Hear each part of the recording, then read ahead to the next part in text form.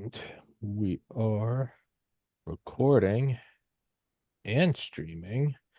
For everybody that was watching last night, the stream messed up. All the software was working, but Rumble wasn't. So on the off chance that happens again, I'm also recording into my computer, but nobody cares about that. It's not interesting. Monday, September 30th, 2024, 2:06 p.m. Eastern Time with the one and only Miss Clare Lopez. And to talk about really all things that have happened in the last. I mean, I saw a tweet. For everybody listening, please go in the description. You can find the link to all Claire's writings as well as her Twitter. Please go follow her. I saw, I think it was like a couple days ago. I just kind of in my peripheral was like scrolling Twitter or something and saw like Hezbollah leader killed. All right, whatever. And then the next morning, it was like leader killed, and it was like breaking. And I was like, this in my mind, I just thought like that's not breaking. That happened yesterday. And then of course, all the names seem the same to me. But I looked at it, I was like, wait, that's a different guy. So from my base level understand, was it did a different guy take over for like 9 hours and then get whacked? Yeah, I'm referring to my chart here because I can't remember everyone either. Was But it yeah, so Nasrallah? Hassan Nasrallah Yeah. on Friday, Juma prayer day, was taken out along with a whole bunch. I've seen the number 10 or maybe even a little more of his top leadership, the leadership of Hizballah. The interesting thing is the timing there. So you may have watched, I don't know, I did, the Prime Minister of Israel, Benjamin Netanyahu's speech at the UN, which happened on this past Friday. And for whatever reason, the top leadership of Hezbollah, Nasrallah et al., somehow figured that while Bibi was speaking at the UN in New York City, that nothing could happen to them. I don't know why they thought that, but that's what they thought. And so they gathered together, this group of the top leadership, in a bunker, deep, deep down under a residential building, as it turns out, in the Dahia, that is the southern part of Beirut. And I think they were actually watching the speech, the report I heard. But be that as it may, they were gathered together. This was the entire top echelon leadership of Hezbollah. And Israeli planes got the go order from Bibi um, while he was actually in flight, still coming to the United States, apparently, or maybe just before the speech. I'm not sure the timing exactly, but he gives the go order. And then he is speaking, at the United Nations this past Friday. And so the Israeli planes dropped 83 bombs, each one 2,000 pounds, a ton Yeah. apiece, directly one after the other on top of this Hezbollah bunker. And if anybody has seen the after photos of that location, it's nothing but an enormous gaping hole. Now, the timing, the precision of those pilots in those planes is remarkable because what they were doing is dropping one after the other of these Boring. humongous bunker busting bombs right down the same hole. Yeah. Now, think about that in terms of what the Iranian leadership must be thinking now. Not only, that the Israelis went ahead and took out not just Hassan Nasrallah, the Secretary General of Hezbollah, but his entire top echelon, but that they did it this way. Mhm. Now, think about some of Iran's nuclear weapons facilities. Let's talk about Yeah, Natanz, Natanz. of course, which is buried, underground. Fardo, which is buried underneath a mountain. And that kind of demonstration of precision bombing has got to have the Iranian leadership, thinking a little bit twice. So yeah, they took out Hassan Nasrallah, um, And then and the second guy. a whole list of others. But I'm looking for the name Yeah, the next of guy, the guy. Hassan Khalil Yassin. Yeah, Yassin. That's right. That was his name. Who was successor, Secretary General of Hizballah, successor to Hassan Nasrallah for all of, I don't know, what was it, 10 or 11 hours or something. I don't think I And, think it was 9. to the best of, huh? I think it was 9. I think I saw that 9 hours, 9. 9 hours. Best of my knowledge, there's not been another successor named yet. Maybe they're kind of glomming on. That's not a real good move to Yeah, it make. may not be that might not be The the most, move. yeah, yeah. Maybe don't announce it. So there are a number of people. There is a number of people who might, be considered for that role. The long time understood to be number two to Hassan Nasrallah is Naeem Qassem, but he doesn't have, I don't think, the leadership qualities, if you want to call them that, of Hassan Nasrallah. Probably not going to be him, but again, they're holding off, as far as I can see so far, on naming another successor to Nasrallah right now, anyway.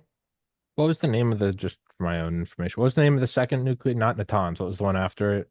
Well, there's Natanz, which is the enrichment facility underground, deeply underground, with various rooms where the centrifuges spin up, the hexafluoride gas into enriched uranium.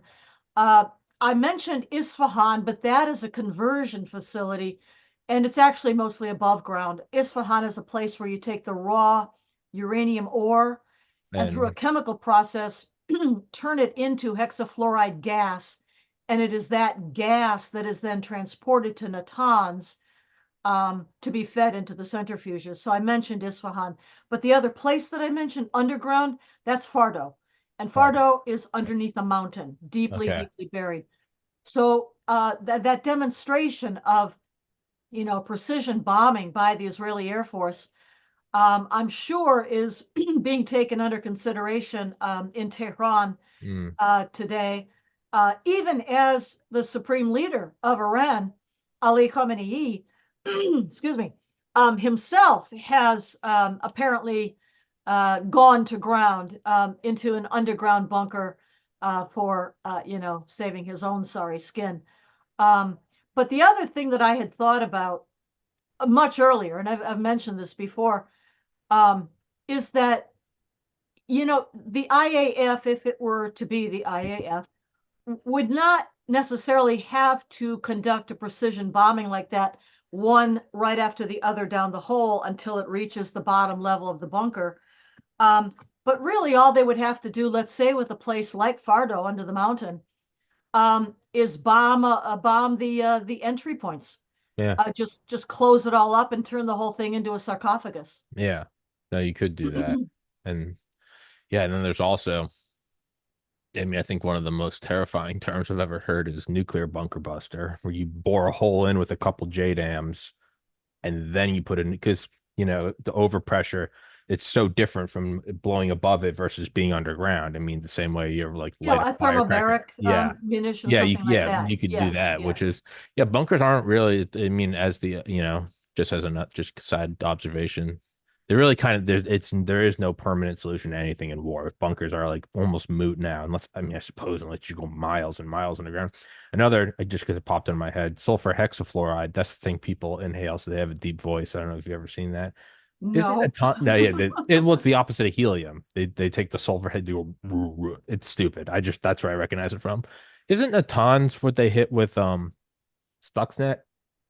Yeah, so in that attack, which is attributed, although not acknowledged by Israel, Yeah, um, that was awesome. a cyber, maybe a thumb drive, was introduced into the works at Natanz, and the programming changes that it was able to make, the Stuxnet worm, caused many dozens of the centrifuges down there in the Natanz facility to spin out of control and eventually, explode and blow up.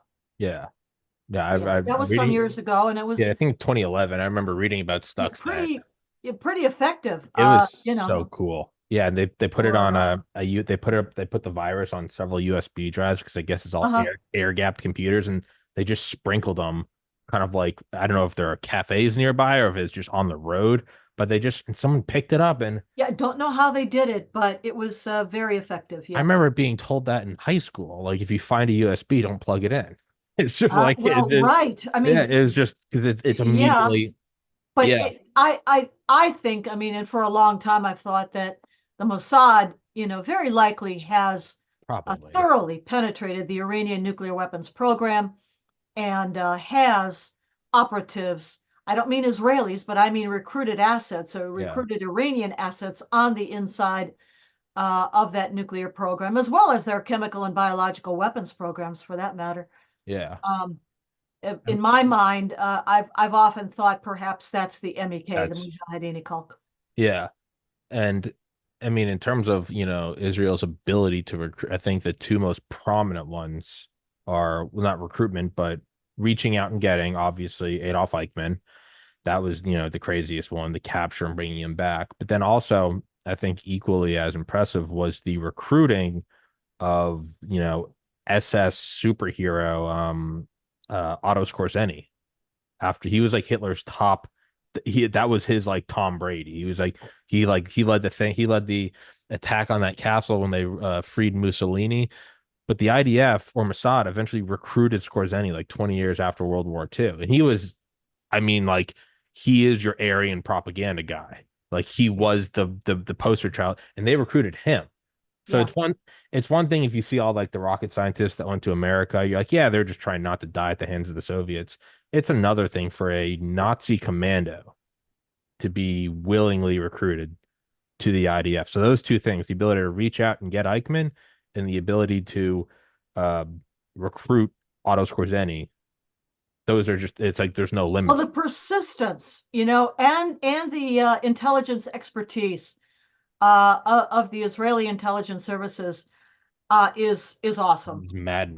I remember also the persistence with which they pursued all of the killers from the 1972 Munich Munich, yeah. Wrath of God. Olympic Games when the Israeli athletes and team coaches and were brutally murdered. Yeah. And they went after those murderers. That was September, what do they call Black Black September? September, Operation Went Wrath of after God. them for years Yeah. until they got every single one. And that is what's happening right now in terms of those that perpetrated the atrocities of the October 7 Hamas massacre in Israel. And you gotta really look at it in awe of how long it must have taken to compile the list of the top leadership of Hizballah. I mean, Mhm. not just the most visible ones like a Hassan Nasrallah, let's say, but the entire Radwan force, which was their top, terror organization, once upon a time led by Imad Mughniya, and then his deputy Fuad Shukr, and so forth, and they're all off, having a time with their virgins up there in paradise, so they would believe anyway. Um, and how long that those operations must have taken. The persistence impresses me, the skill and the secrecy of it until they got all of them in their sights, as it were, and then to have the, I guess, technological capability to pinpoint their locations.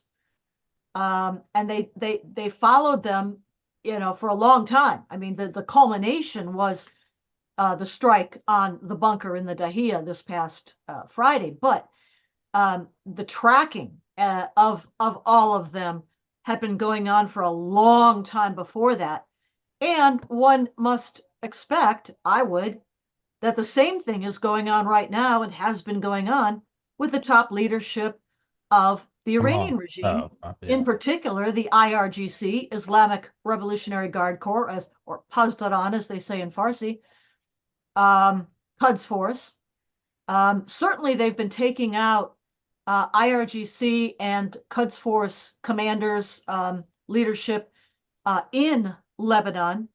I think also in Syria, some of them. Um, so I just I have to look at the Mossad and Shabak as well. As right now these are the premier intelligence services in the world, and Israel is showing itself now to be the strong horse of the Middle East. It is kind of the only way. I mean, again, as a 34-year-old with a biology degree, I don't want to pontificate about like military doctrine. I don't know. I have no idea what I'm talking about. That being said, you you can obviously do massive retaliation against a nation state, its industrial capacities, its Mhm, civilian capacities like World War II.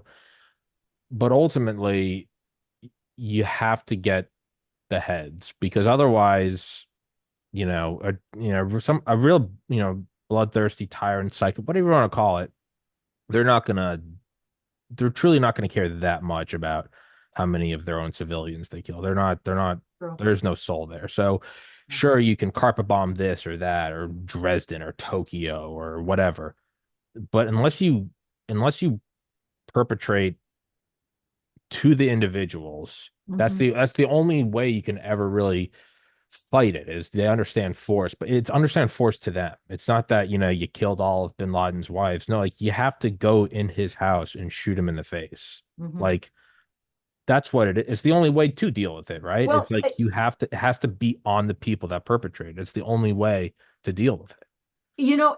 and that brings up another point that I think is very important for us to make, and that is um, the the legality, moral and otherwise, under international law of how Israel is carrying out this campaign.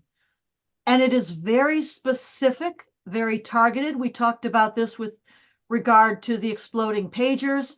The only people who had those pagers, and then the walkie talkies the next day, I guess, beepers, the only people who had those were upper echelon, top ranks of Hizballah, jihad terrorists, in other words. And with very minimal, as I understand it, collateral damage in the exploding pager beeper campaign, those affected, injured, and killed were specifically and only top level Hezbollah operatives. And so I think that also not only is a testament to the intelligence expertise, the technological expertise, the ability to get inside of Hezbollah supply chains, all of that, but it's a testament to the ethical morality with which Israel uh, pursues warfare. It doesn't just carpet bomb, let's say, all of Gaza. They could have, but they didn't. They established humanitarian safe zones, enclaves.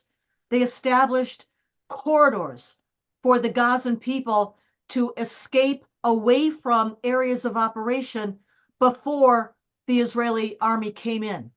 I mean, what army does that?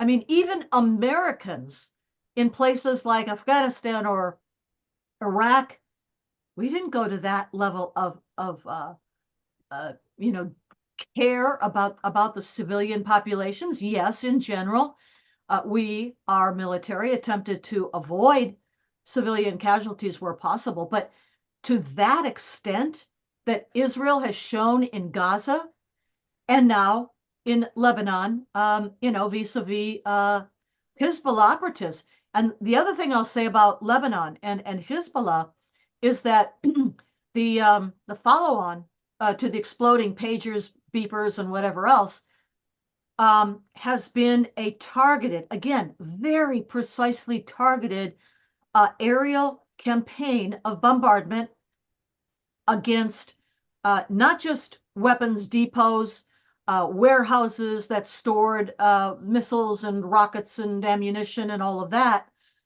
sort of thing, but very targeted aerial strikes against civilian homes only after warning the people in this, that, the other village, this area, evacuate, get out now, leave. You have X amount of time because we're going to bomb your house because your house has a rocket room in it, which all of the houses do south of Litani River down to the northern part of the Israeli border. A room dedicated to missile launch.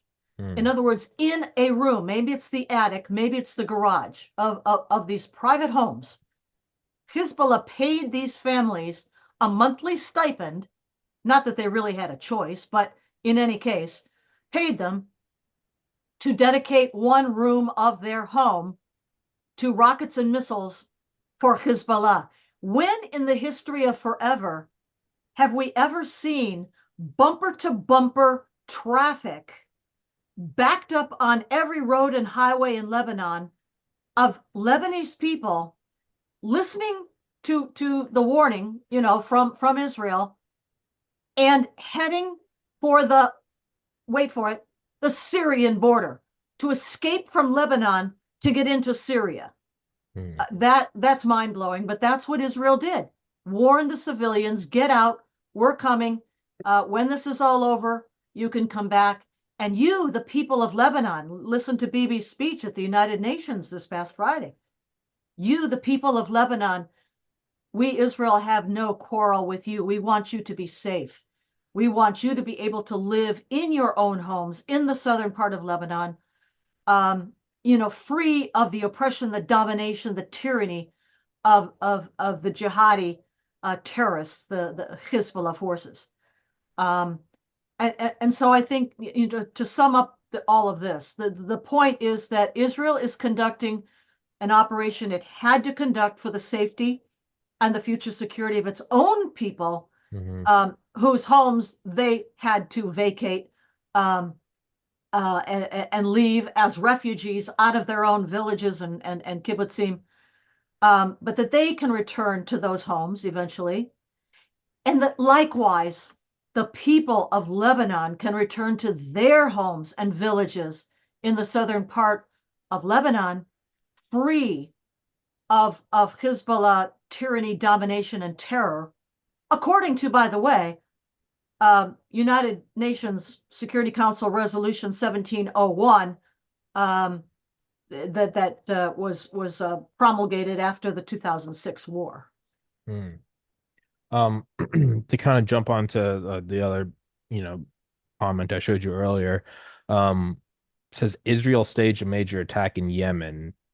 Is Mhm. that does that lead one to believe that they're going to move to Iran next? Well, what happened with Yemen, let's start there. This is the second time that Israel has retaliated in a big way against the Houthis, who dominate at least the southern part of Yemen. And it's because those Houthis supplied with rockets, missiles, and drones. Those Houthis have been firing off projectiles aimed at Israel for a very long time, since October the 8th, in any case. And so the first time that this retaliation we saw took place, the Israelis bombed the port of Hodeidah. Now, the port of Hodeidah sits in sort of western Yemen on the Red Sea. It is a port on the Red Sea, basically across from the Horn of Africa, or north, a little north of the Horn of Africa. It is north of the Bab el-Mandeb. And I thought they bombed it to smithereens, but apparently there must have been a few smithereens left, because the Israelis, again retaliated, and were bombing over this past weekend facilities in the port of Hodeidah, near the port of Hodeidah. And it's important because that port is a place where the Iranians um, provide resupply of missiles and rockets and drones to the Houthis. A lot of that comes in other ports too, like Aden on the Arab, um, Gulf, the Arab, Gulf of Arab, whatever. But this here being on the Red Sea, um, and so that was why they were doing that. But the question that I would have is, when the Houthis are aiming these missiles and rockets and drones at our, not just commercial shipping, but our naval vessels, United States naval vessels in the area of the Red Sea and around Gulf of Aden and so forth. Why why is it Israel that takes serious retaliatory action and not the United States of America? Maybe, just maybe, because the current Harris Biden administration doesn't want to upset the mullahs in Iran, whose proxies the Houthis are. Just a thought. Yeah, it is kind of funny. Not, I mean, all things considered, I understand it's why I get that, but in just in Bears terms, being caught between a rock and a hard place of not wanting to insult the Muslim contingent and also not want to, you know, you can't you can't turn down aid to Israel and still call Trump a Nazi. I mean, you can, but it doesn't hold up. There's kind of a, I don't know what it would be, karma. There's kind of a funny backing into a corner. You said not Well, I funny. mean, I get it's war and death. That's not what I mean. I yeah, mean in terms of you know, the other thing that we need to point out here is how many citizens of surrounding Arab countries in the Middle East are in the streets dancing and singing and passing out sweets at what Israel is doing to Hizballah. And of course, especially, the elimination of Hassan Nasrallah. These are Sunni states surrounding Israel in the region. We're talking about Saudi Arabia. We're talking about even in Syria, if you can imagine. Well, you can't imagine. Why? Because Hezbollah went to the aid of Bashar al-Assad after the uprising of 2011 and forward after that. And Hezbollah joined Assad's murderous campaign against his own people in cities like Idlib, for example, where they were dancing. And that's why you see them happy and dancing in places like that, in Syria, but also in other places, including, by the way, inside of Iran. They know, and other Gulf states as well. The people might say, "Well, why? They're Muslims." Yeah, but they are Sunni Muslims, and they fear the crazy Persian Shiites of Iran, plus all of their terror proxies around the region, which threaten the states of the countries in the region, the Gulf Cooperation countries, and others, Saudi Arabia, UAE, Bahrain, you name it. Um, the proxy forces, the jihadi proxy forces, terror forces deployed by Iran threaten all of them too, and they know it. I feel like something we haven't really touched. I just started, or not just started. I'm almost finished with Mhm. what book is it? It's The Return of Great Powers: Russia, China, the Next World War by Jim Sciutto, Sciutto. And I think it's written relatively recently because it's talking about Ukraine, and I think it must be before October 7th because it doesn't mention that. Mhm. But it goes into a lot of detail about Taiwan. And Okay. like you've said, and turn it into a porcupine, and sort of talk about that, and how do you give the porcupine more spikes? And but there was one point in it that I thought that was unique listening, and it was Taiwan thinking, how do you prepare for war and not sugarcoat it to your population without inciting a war with China? How do you prepare? So I Mhm. mean, I guess back to the Cold War doctrine of, destabilizing weaponry. We're going to build this as a defense. Well, Russia might see that as destabilizing and do a preemptive attack. Therefore, the defense is actually a net negative.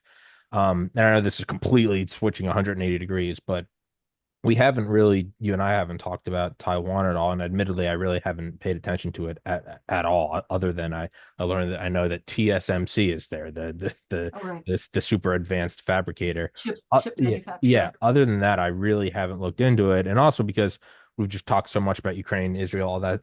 Um, Taiwan is it still the next shoe to drop? Is it has it de-escalated? I honestly I haven't paid attention to it at all, and I'm Well, kind of I, throwing I, that burden on you. yeah, no, it's okay. I've talked in other places on other programs and such um, about what I see in these coming weeks as a very dangerous window of vulnerability because of the upcoming US presidential elections, November 5th, and then between those elections in November and inauguration of the new president, January 20th of 2025. So we're looking at a period of a few months. And I see that as a real window of vulnerability because um, the United States is viewed by one and all, friends, allies, partners, and enemies across the world, as absolutely leaderless, rudderless at the moment. Speaking of Yemen, you might have seen this short clip, but President Biden was either coming off of a plane or getting ready to go on a plane, but walking across a tarmac yesterday. And some reporter shouted out a question to him about just what we were just talking about, the strikes in Yemen. And Biden steps closer to the microphone, I guess, and says, well, I've spoken to both sides in the strikes, and I really believe in collective bargaining.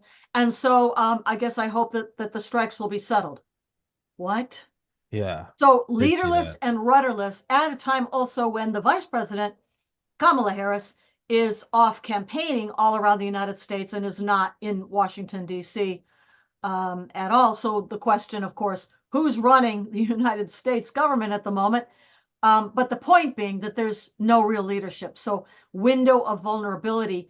And in that window of vulnerability, I think that rogues, I mean, be it Russia with regard to aggression against Ukraine, or be it China, Xi Jinping, and his long stated, oft repeated threats to take over Taiwan. I think this window of opportunity is a time when the Chinese Communist Party might see for themselves a window of opportunity, maybe not to actually invade Taiwan, but you might know that there are a couple of outlying islands around Taiwan that belong to Taiwan. Macau, Kinsman are two of them. And those little islands actually lie closer to the mainland, to China, than they do to Taiwan, but they're part of Taiwan. Well, we've also seen multiple and repeated military, naval, especially exercises by the PLA, People's Liberation Army, um, practicing or demonstrating their capability of surrounding the island of Taiwan and essentially blockading it. I know we've spoken here before on the fact that Taiwan must import Hmm. practically all of its food and energy needs, meaning oil, gas. And were they to be cut off, by a tight blockade, that we, the United States, allies in the region, were not able to breach, let's say, from the eastern side of Taiwan, then Taiwan could very quickly be choked off of what it needs to survive. And it wouldn't necessarily even need an amphibious landing. But at the same time, of course, there would be cyber attacks um, and probably missile launches and the like as well. But I can see moves like that occurring in this window of vulnerabilities I'm talking about in these coming weeks and couple 3 months or so between now and January of next year. Um, just kind of, and then I never know how to use the term brass tacks. Is that just like cut to the chase? Getting down to brass tacks, getting down to the essential, or Is it brass tacks? like Is that. it because of their chip manufacturing capabilities, or is it also just do we actually? I mean, I know we have bases around the world, and specifically in the south or around near China. Is it the chip manufacturing? Is it because I mean I get yeah as a whole yeah no invasion's bad but with a limited we do as large as our military it is finite. There has to be a reason. Israel is Reason our for China no, to for a reason for us to protect. Israel is our ally. Russia is Taiwan a to defend historical enemy Taiwan. to NATO. There are reasons, like for Yeah, instance, no, it's not just because of the chip factories. No, no. what else is It it? is because if you look at the map, there are what they call island chains.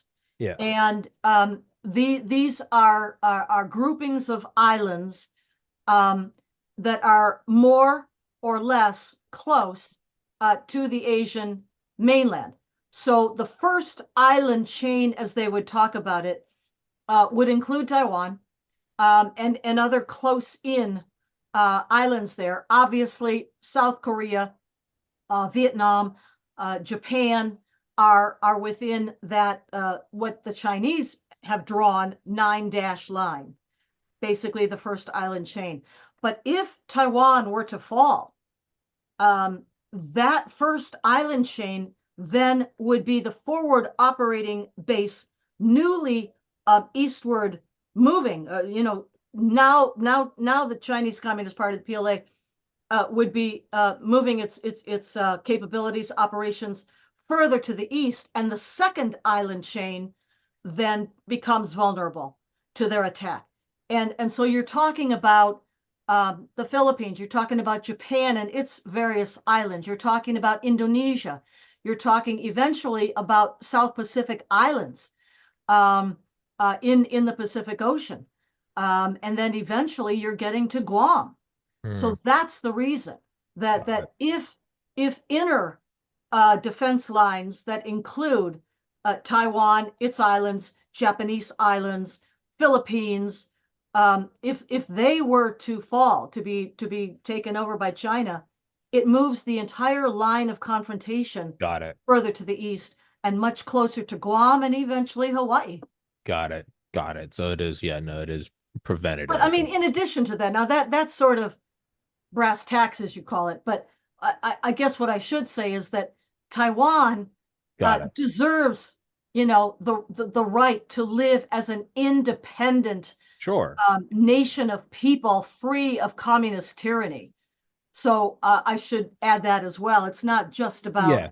No, us, the no, United I got States, you. but and the neighboring countries, but Also it's helps. about Taiwan itself and the people of Taiwan, which have never ever been part of the Chinese Communist Party, dominated PRC. Doesn't hurt to have that chip manufacturing capability.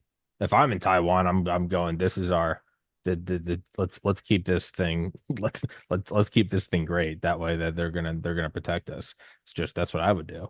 Um yeah, I guess it is more of a preventative thing then. And it's also and it's kind of I guess colder, but I mean as I've gotten older, I do and it's not great, but I do more and more I do view the world as zero sum. I don't want pain and suffering on anyone. Of course I don't. Yeah. But I do more and more view it as like, how would you feel if you had bases wrapped around your country? I'm like, I'd rather it be our bases wrapped around someone else because there is no kumbaya, let's hold hands. If we don't have global projection, another country does. And that's just the human Well, condition. and it's That's the beyond this. difference. It's the difference between the free world countries dedicated to individual liberty Correct. versus the other side, which is about tyranny, domination, conquest. It's a very big difference in terms of how we want to live in this world. Yeah, and people criticize that, yes, for all of the, failures and shortcomings of the West, and there are innumerable. But it's also like grow up. Like, yeah, this one isn't perfect. The other one's horrible. And it's just, and again, that's easy for me to say doing a podcast. I'm not in the military. I don't have children, and I don't have children in the military. Like, I get it, but more and more so, it does seem like yeah, man, like this is if one country is going to have or one group of countries is going to have power projection, I'd rather the ones that at least attempt to have free trade, to at least attempt to have human rights again for all of the drawbacks and failures. I'd rather have that one. Like nothing's perfect, but I'd rather have.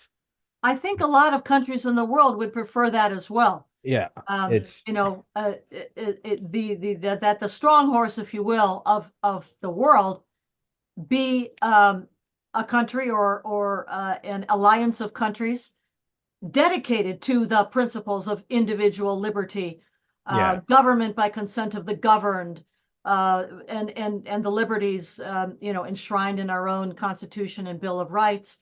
A lot of that Judeo-Christian based, of course, but plenty of other countries that are not value those principles every bit as much as we do, or at least should.